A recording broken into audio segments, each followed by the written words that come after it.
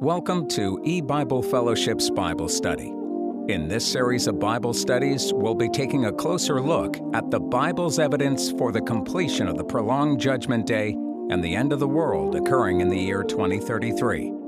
And now here's your host and Bible teacher, Chris McCann.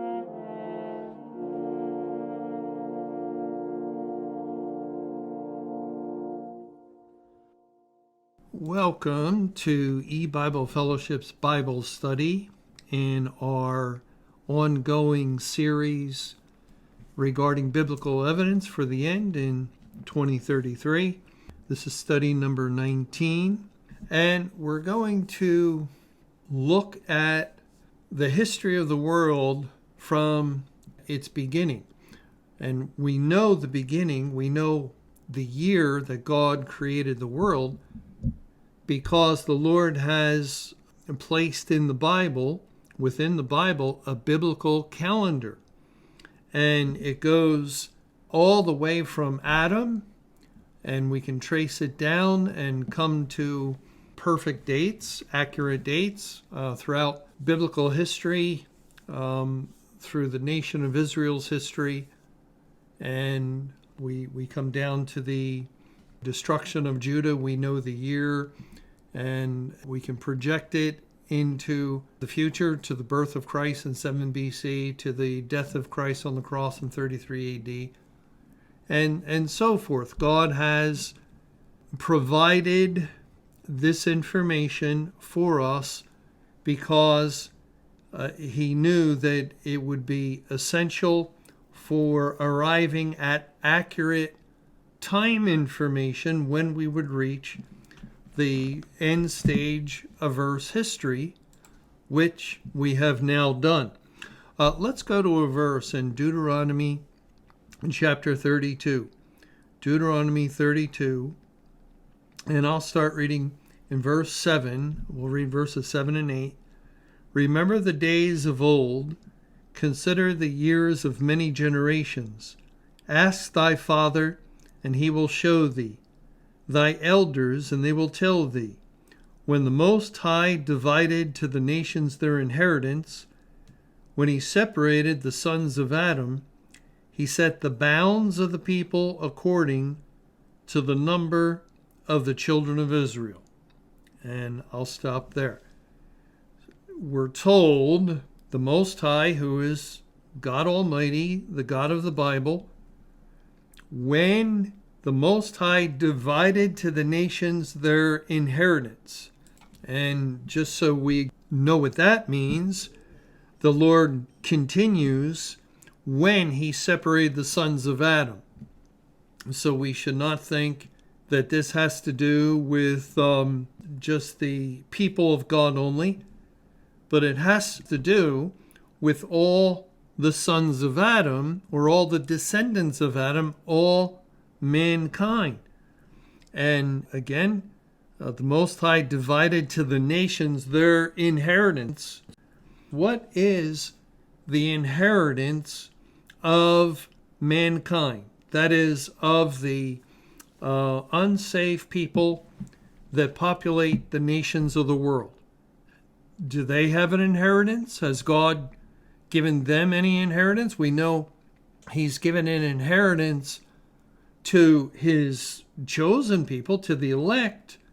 Each one receives the inheritance of eternal life and all that encompasses, all the tremendously rich, bountiful blessings forevermore. But what is the inheritance to the sons of Adam, to the rest of mankind? And when we study the Bible and examine all the available information, we find that mankind's inheritance has to do with this world. It's limited to this world. They are temporal blessings that man receives from God. And God tells us that he sends rain and all seasons and sunny days and upon the just and unjust. He gives all human beings blessings of life, of physical life and life in a world that does have sunny days, that man can go to the beach, or he can grow his crops and harvest a nice crop of vegetables or fruit or whatever it is, and he can live off of the harvest, and he can feed his family from that which grows out of the ground that God has blessed with sunny days and rainy days. And man can enjoy the things that his harvest will bring him. And I'm just using the example of a farmer because that would be most representative, really, of mankind throughout the history of the world. And of course, now we have people doing all sorts of occupations who earn their money, but it's the same principle. They are enjoying the things of the world, the various stages of a year, the different seasons, and what God has provided, the blessing that God gives with children. Who is it, first of all, who joins a man and a woman together in marriage? Well, it's God. And who is it that then blesses them with children? It's God who gives the children. It's God who gives man family and all of the wonderful things that accompany family. We could go on. There's, tremendous number of temporal, earthly blessings that God has blessed mankind with, although they don't deserve it. They don't deserve it at all, because the same people who receive at the hand of God all these earthly blessings are spiritually in rebellion against him, and they're basically shaking their fist at him all along.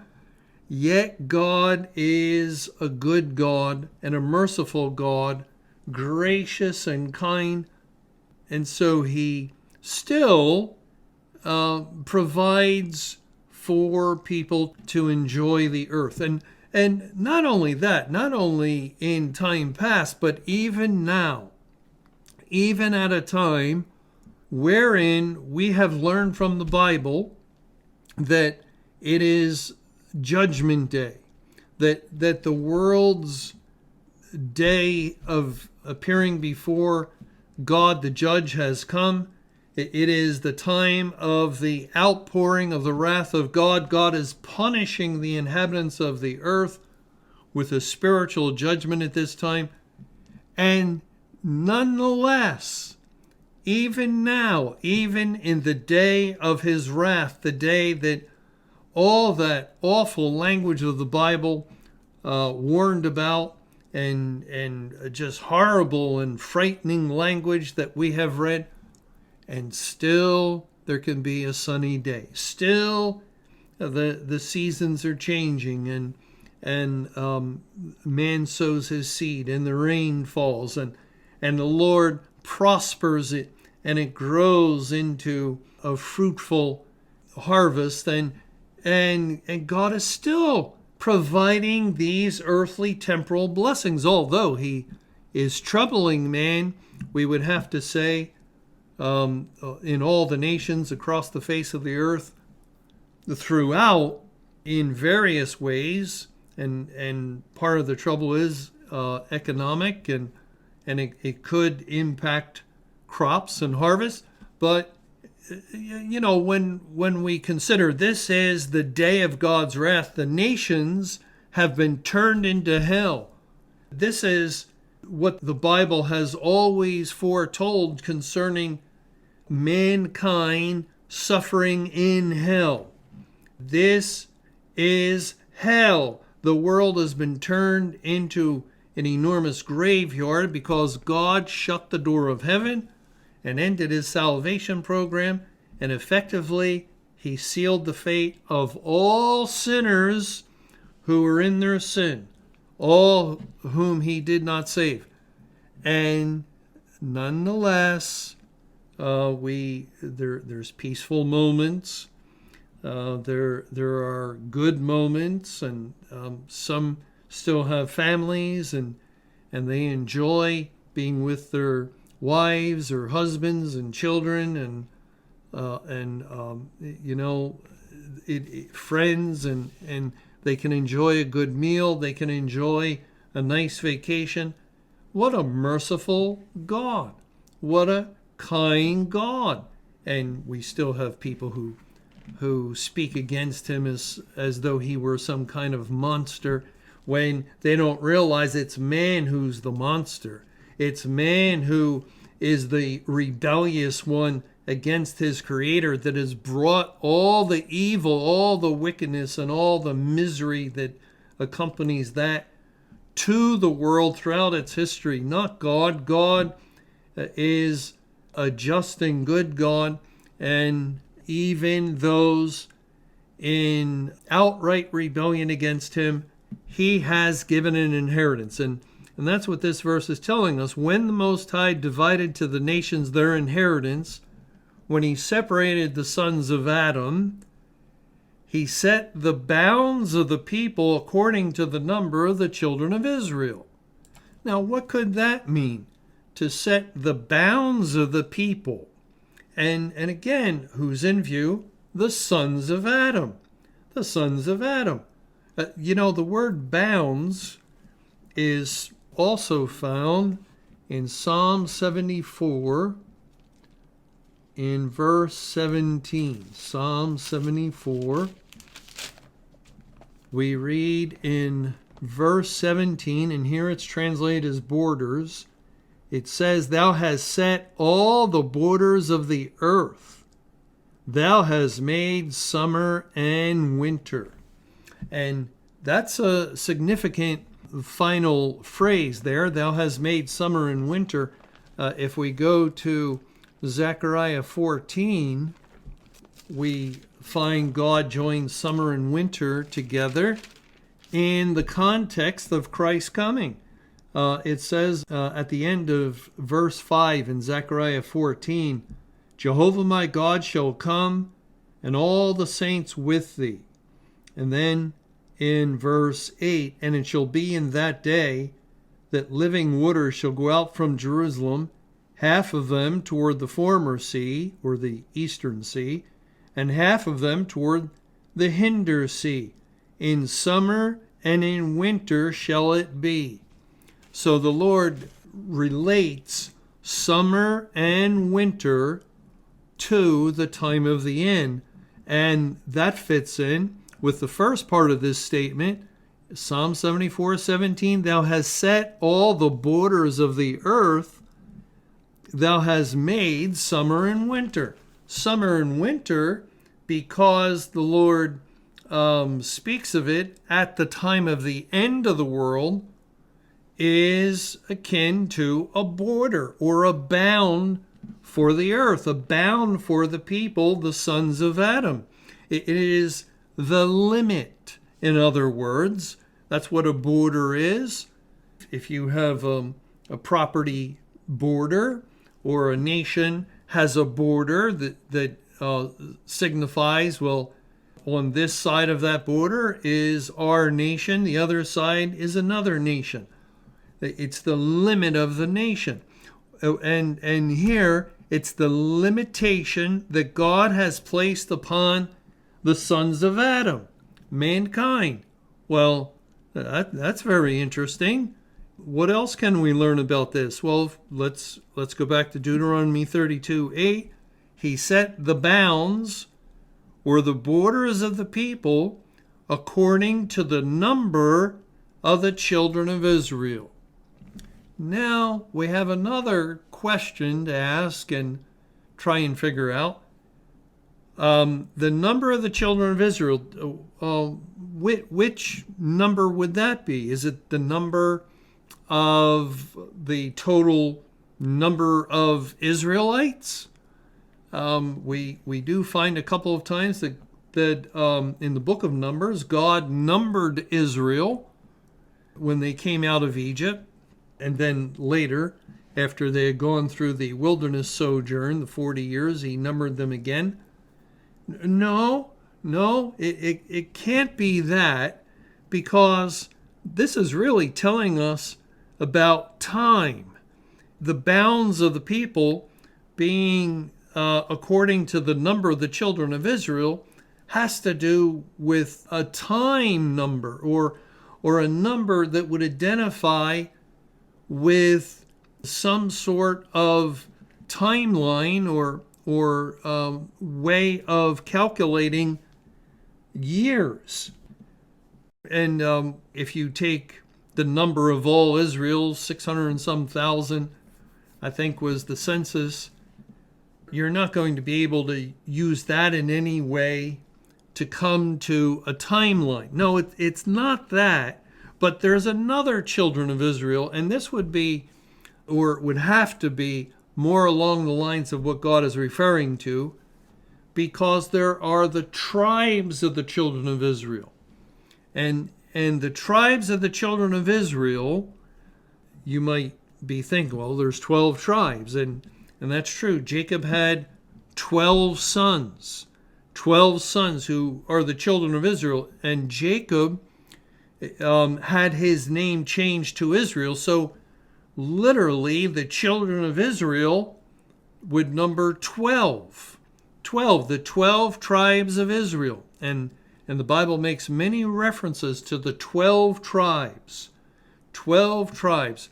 And yet, because one of the sons of Israel, one of the sons of Jacob, received a double portion from God, and Jacob recognized it when he entered into Egypt. It was Joseph, the son he thought was dead, and finally discovers that Joseph is alive and in Egypt, and not only in Egypt, but the second in command. And it was, one of the most incredible occurrences that you could read about in the Bible. And finally, when Jacob was about to die, after spending 17 years in Egypt under the care and protection of his son Joseph, Joseph brought his two sons to Jacob in order that one received the blessing, and they were Ephraim and Manasseh. Ephraim and Manasseh, and you will recognize their names because they're the names of two tribes of Israel. Joseph, one of the 12 sons of Israel, of Jacob, turned into two tribes. And Ephraim and Manasseh became known as the tribes of Joseph. And you can see how that changes 12 tribes into 13 tribes. 12 into 13. And when we study the Bible, and we study everything in the Bible, when we do look into the Bible trying to find truth, we don't just study important things, because every word and everything that God touches upon is important. And so when we study the numbers of the Bible, and the numbers of the Bible are words, just like we can write out the number 3, or we can quickly draw the number 3. It's the same thing in the Bible, except God always wrote it out. And so the number 3 or 10 or 12 or 13, they're words, and every word has spiritual meaning. And so when we study the number 13 in the Bible, we find in every case that I'm aware of. Now, maybe you can find an instance where this isn't true, and I would be happy to hear from you. You can write us at eBible Fellowship. info@ebiblefellowship.org is our email. If you find an instance, a single instance, where the number 13 does not have to do with the end of the world in one way or another. And the end of the world, there's, three major indicators or three major items that God focuses on at the end of the world. One is the judgment on the corporate church. The second is the judgment on the world. And the third is the unsealing of his word. Because in Daniel 12:9 and 10, God told Daniel, seal up the word till the time of the end. And then in the next verse, the wise will understand, none of the wicked will understand. So, at times, you may find the number 13 in relationship to God revealing his word. And because that is an end time item, something that is very much identified with the time of the end. And I have searched the Bible, and I found the number 13 or multiples of 13. You can even, look for a number that breaks down like 130, 10 times 13. Or the number 39 you'll find in the Bible, 3 times 13. Or the number 26, 2 times 13. Whatever multiple, if it breaks down, every time that I've done this and seen this, you will find the context inevitably is one of those three things dealing with the end of the world. It'll focus on the judgment on the church, the judgment on the world, or focus on God revealing his truth or the truth of his word. And so it fits that there were 12 tribes of Israel, but actually 13. And, we might think, or as we consider the numbers of the Bible, the number 12, and the Bible defines its own words and provides its own definitions. And so when I say the number 13 points to the end, that's based on how God uses the number. Same thing with the number 12. It points to fullness. Fullness. 12 sons represent the children of Israel. Or look at Revelation 21 with New Jerusalem coming down from above, and God makes reference to 12 gates I don't want to turn there and read it. You can read it. It's 12, 12, 12, and even one time he speaks of 144 cubits, 12 times 12. And that helps to show that the Lord does look at multiples of a number in the same way that he looks at the number itself. 12 times 12 would just be an even greater emphasis on fullness.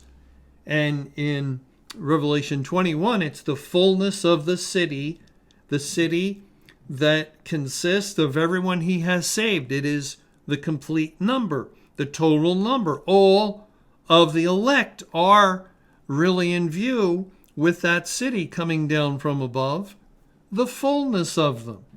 And so we find these two numbers come into view here as we're thinking of the children of Israel.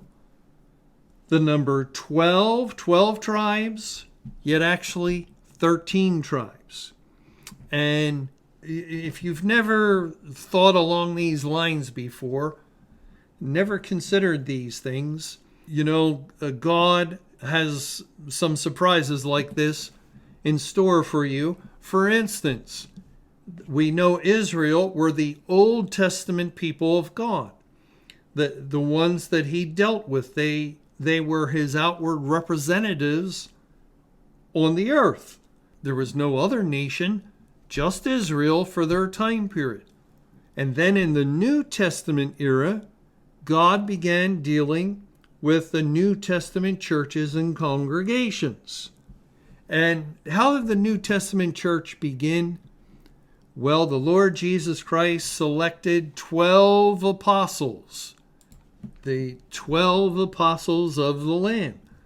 and one fell by reason of transgression, Judas, and he killed himself. And so that left 11 apostles. But you can find in Acts chapter 1 that they determined, well, there were two men who qualified to replace Judas, and then they selected Matthias by lot. So Matthias became the 12th apostle after Judas was dead, and yet we find the Apostle Paul, and we even call him the Apostle Paul, don't we? That the Apostle Paul says that he was an apostle. In 1 Corinthians 15, it says in verse 9, "For I am the least of the apostles, that am not meet to be called an apostle, because I persecuted the church of God." Yet he was the least of the apostles, which means he was an apostle. And Paul is the 13th, and he meets the qualifications of an apostle, someone who had to have an encounter with Christ. And Paul did when the Lord met him on the road to Damascus and spoke to him. So same thing with the New Testament and the apostles, 12 apostles, but actually 13. And curiously, God tends to sort of cover or shroud the 13th, whether it be the 13 tribes. You don't, that's not highlighted, in other words, by God in the Bible. You have to carefully work it out. And likewise with 13 apostles, God doesn't highlight that either. But when you search and see, you find, yes, 13 tribes of Israel, 13 apostles. Yet the number 12 is often in view with both. Well, when we get together in our next study, we're going to look at the expected duration for Earth's history. It should have been 12,000 years, which would be the fullness of time for the inheritance of the sons of Adam. But in actuality, it turned into 13,000 years. And we'll talk more about that when we get together in our next study. Thank you for joining us for E-Bible Fellowship's Evening Bible Studies with your host and Bible teacher, Chris McCann. For more studies and information, visit our website at www.ebiblefellowship.org. Until our next Bible study, may the Lord's perfect will be done.